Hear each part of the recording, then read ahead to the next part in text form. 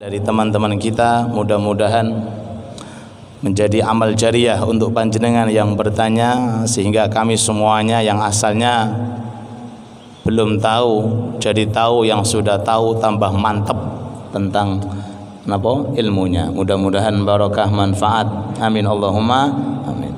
Zidni ilma, tambahi aku ilmu. Yang pertama terkait masalah sholat dalam kondisi membawa najis, ya, cuma pakai alat itu supaya najisnya itu enggak membasahi atau mungkin enggak mengkotori, atau hadisnya bisa dikondisikan dengan maksimal. Syarat orang sah sholatnya, ini bahas sah, orang kok diterima sholatnya sih. Syarat sahnya sholat harus bersih dari hadas dan najis. Beda, hadas kalih najis beda. Nek najis ada bentuknya. Najis ada sesuatu yang dikeluarkan, najis. Nek hadas mboten wonten bentuknya. Didemek wong wedok, kedemek istrinya menurut mazhab Syafi'i. Okay. Atau mungkin keluar angin, mohon maaf, itu namanya hadas, gak ono wujude. Okay. Tapi yang niku keterangannya najis. Ala kulli hal, syarat sahnya orang sholat harus bersih dari hadas dan najis, selama tidak dalam area darurat. Selama tidak dalam area napa darurat niku? Hajat. Napa hajat niku? Dibutuhkan, tidak bisa dihindari. Semisal kalau yang lebih dahsyat dari pertanyaan itu, di dalam ilmu fikih dikatakan orang daimul hadas, wong sing 24 jam beto hadas. Mohon maaf, orang punya penyakit beser, itu kan nggak bisa suatu saat. Dan itu bagaimana sholatnya? Sholat membawa najis sah. Kenapa sah? Karena masuk kategori darurat. Tapi kalau darurat, kenapa darurat itu nggak bisa dihindari? Kalau dia harus selalu suci terus, tambah-tambah nggak bisa sholat. Mana lebih bahaya? Nggak bisa sholat, nggak sholat, ataukah sholat walaupun ada hadasnya dalam kondisi darurat lebih ringan daripada meninggalkan sholat. Namanya orang sholat dalam kondisi selalu berhadas. Bagaimana? Tetap harus sholat. Bagaimana? Dimakfu, karena ada uzur dan darurat.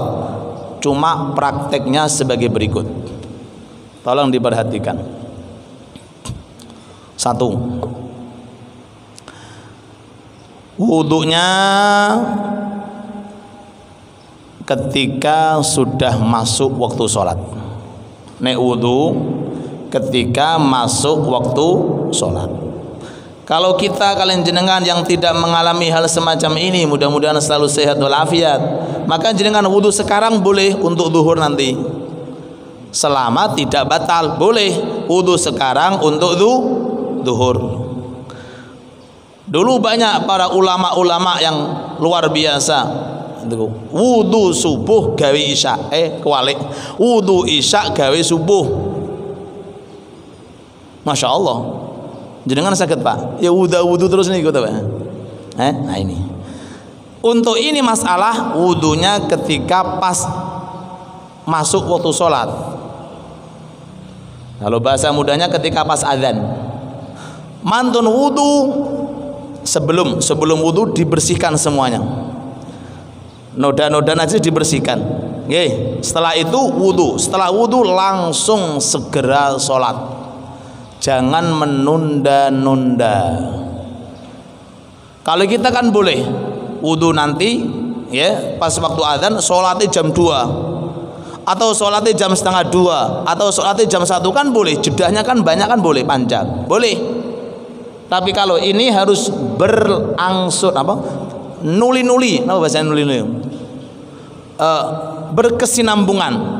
Setelah dibersihkan dari najisnya langsung wudu, langsung sholat, kecuali jika orang tersebut sholatnya dalam kondisi untuk berjamaah, maka diperbolehkan menunggu demi untuk mendapatkan fadilah jamaah.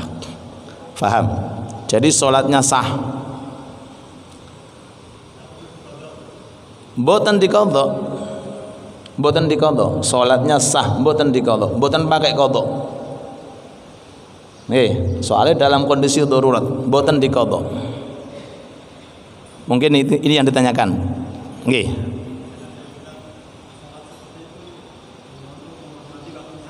Oh, ntar. Kalau pertanyaan tentang sholat li hurmatil waqti, ini sholat yang tidak pakai wudu, tidak pakai tayamum. Contohnya ada orang hidup di daerahnya PDAM mati, debune enggak ono, ning ndi ceritane? Hah?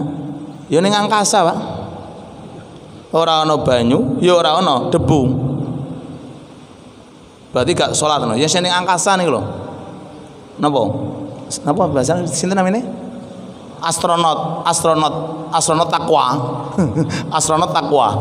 Tetap salat mriku. Ayo, masa ana banyune, nggo banyu tontonane. Yo, mboten saged. Atau mungkin orang dalam kondisi nyambung pertanyaan yang kedua, sholat di pesawat,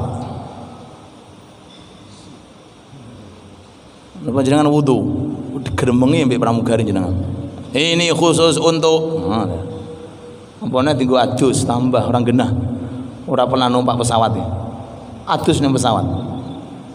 Tidak boleh. Ini khusus untuk apa? Untuk qadha'il hajah. Lalu bagaimana? Datang waktu sholat. Tayamum.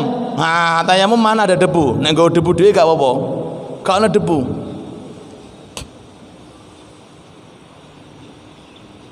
Kita lirik pendapat selain pendapat Syafi'i.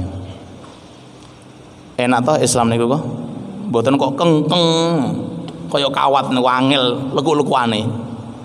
Kadang ini, kadang ini, kadang ini, kadang ini. Kalau jenengan pakai mazhab Syafi'i mboten saged. Jelas enggak ada debunya, mana ada debunya. Tapi pakai mazhab selain mazhab Syafi'i yang mengatakan tayamum yang penting di atas permukaan bumi. Mazhab selain mazhab Syafi'i tayamum mengatakan sah. Pokoknya di atas permukaan bumi. Maka dari ini ada sedikit faedah. Orang dimekruhkan tidur dalam kondisi junub. Nggih, nek jenengan junub segera adus baru tidur. Nek iso tapi. Kalau seandainya nggak bisa pakai taklid madhab selain madhab Syafi'i yang boleh tayamum pakai dinding rumah. Tayamumi mantun niku tidur. Nek Syafi'i kan mboten saged, harus fatayammamu sha'idan thayyiba. Tayamum menggunakan sha'idan thayyiba. Sha'id itu artinya sesuatu yang di atas bumi. Imam Syafi'i mengambil yang dimaksud sha'id itu debu. Tapi kalau selain mazhab Syafi'i yang dimaksud sha'id itu ada segala sesuatu yang ada di permukaan bumi. Nah, maka kalau masih pakai pesawat mungkin taklid mazhab seperti itu. Lah, udah nggih? Paham nggih? Nah, untuk masalah hurmatil waqti, salat yang tidak bisa untuk wudu, enggak bisa untuk tayamum. Ya mungkin contohnya karena macetnya, gimana contohnya? Pokoknya jenengan nggadahi contoh piyambak. Piye contone ana wong pe salat tapi gak ana air, gak ana debu. Hadas mau wudu gak ada air, hadas mau tayamum gak ada, maka salatnya namanya li hurmatil waqti. Lah ini orang nanti wajib qadha. Qadhanya ketika pas dapat debu dia berada di rumah, maka kodok atas tayamumnya. Ternyata beberapa saat datang PDAM, jenengan kodok malih. Loh, 2 kali. Ini mudah-mudahan aja sampai kodok. Mudah-mudahan PDAM lancar insyaallah. Ya. Jadi sholat li hurmatil waktu ini ku wajib kodok. Kalau dapat air nggih wajib kodok, kalau dapat debu tergantung di mana jenengan. Nek jenengan di pemukiman, nggih, jenengan tetap wajib kodok. Seperti kalau seandainya mau digambarkan PDAM, contoh saja, mudah-mudahan ndak akan dimatikan 1 bulan. Contoh mawon niki, dodolan banyu gak ono, wis diperkirakan. Mau nggak mau jenengan tayamum, zuhur tayamum, asar tayamum, tayamum kabeh. Setelah 1 bulan datang air, jenengan ngodoni sholat saulan. Kenapa ngodoi? Karena jenengan tayamum di tempat kebanyakan ada air. Beda kalau jenengan tayamum dalam bepergian. Dalam bepergian musafir yang rata-rata nggak ada air, jenengan mau sholat nggak ada air, jenengan tayamum. Itu sholat yang ada di keluar area pemukiman itu ndak wajib qadha. Tapi nek tayamumnya berada di area pemukiman, artinya suatu saat air datang, pas nggak datang jenengan tayamum, maka ketika datang air wajib untuk mengqadhai sholat. Ini yang saya sampaikan sesuai dengan keterangan madhab Syafi'i. Apakah ada pendapat lain? Wallahu a'lam. Mudah-mudahan bisa difahami. Cekap insyaallah. Mudah-mudahan kita semuanya digolongkan termasuk orang-orang mulia, termasuk orang-orang yang akan diridhoi oleh Allah, termasuk orang yang mendapatkan husnul khatimah. Allahumma ij'al hadzal masjid baitul islah ma'mur ila yaumil qiyamah.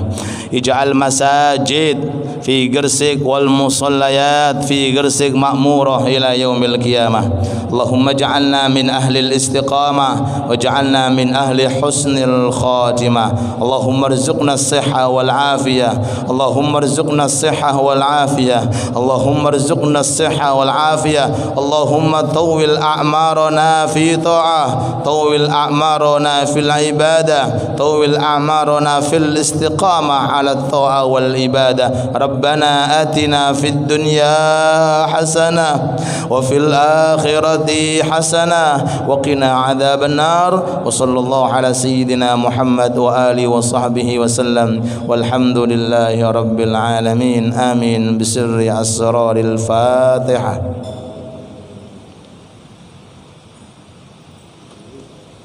مولاي صل وسلم دائما أبدا على حبيبك خير الخلق كن